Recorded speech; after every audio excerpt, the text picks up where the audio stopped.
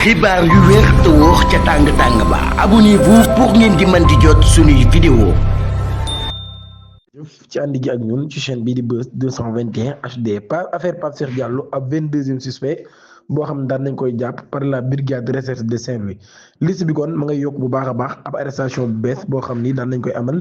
ci mbirum enquête bi ñeer Pape Cheikh Diallo Djiby Dramé ak ñu àndal ginnaaw ab avis de recherche boo xam daan nañ koy def daan nañu li nga xam ni moo brigade de recherche bu Kër Massar ñoom ñoo amoon lu mel daal koy yónnee section de recherche bu Saint-Louis daan nañu procédé kon démb ci àjjuma gi arrestation des marchands AC ay atam tollu ci juróom fukk ak ñaar moom mi kon daan nañ koy jàppagun ci boobu la mbir ginnaaw bi nga xamee ne nag daal daan nañu xam ne ni kon procureur bii di Baye Thiam di chef de parquet local l'homme divorcé et domicilié au quartier Pikine Angle Tall a passé la nuit de vendredi après avis du procureur Baye Thiam kon comme niñ ko waxee ki nga xam ni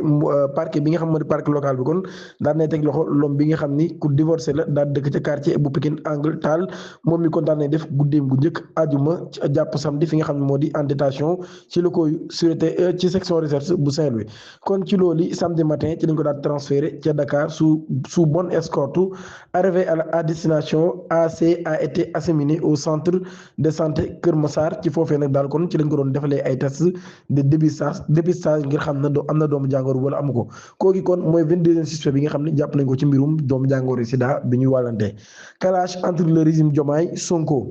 La réplique des patriotes à Ngaaka Blindé ginnaaw bi nga xam ne daan nay génnee ab single bu bees tuddee ko yaakaar bu tas moom Ngaaka Blindé mii nag daal loolu daan nay am ab controverse bu bëree bëri ci réewum Sénégal ci ab morceau boo xam ni ab ton la yëkkati boo xam ni da doon critiquer ñi nga xam ne kon ñoo di régime bu bees bi moom rapport nag daan nay aborder des thèmes sensibles tels que l'injustice sociale les difficultés du monde universitaire la crise économique ak li nga xam ni moo di débat sociétaux yi nga xam ne daan nay am kon ci dëkk bi li nga xam ne sax jamono ji ñoom ñoo diviser opinion bi waaye prise de position boobu nag daal tardewul benn yoon daal di provoquer ab réaction des partisans du régime dirigé par Bassirou Diomaye Faye et son premier ministre Ousmane Sonko sur les réseaux sociaux ñenn ci ay militants yi nag daal ak ay sympathisants ñi ngi dénoncé qu'ils considèrent comme une attaque injustifiée contre les nouvelles autorités maanaam kon jàpp nañu daal ab attaque la bu amul benn justification jëmale ko ci nouvelles autorités yi ba pare tamit ñu jàpp ne Ngaaka Blindé mii nag daal dafay acharné ci seen kaw ndax lii defu ko woon bi 80 morts yi di am mu nekk kon ab polémique boo xam ne daan nay amaat kon nekk ci place centrale di rap dans le débat public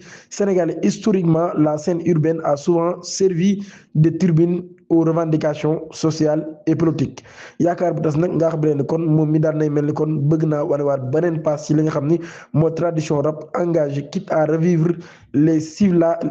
gilivages. Reste à savoir si cette passe d'armes se limitera aux échanges verbaux kon mi ngi noonu di ñaan ngeen abonné activé cloche de notification bi aimé vidéo bi dara bañ leen raw jërë ngeen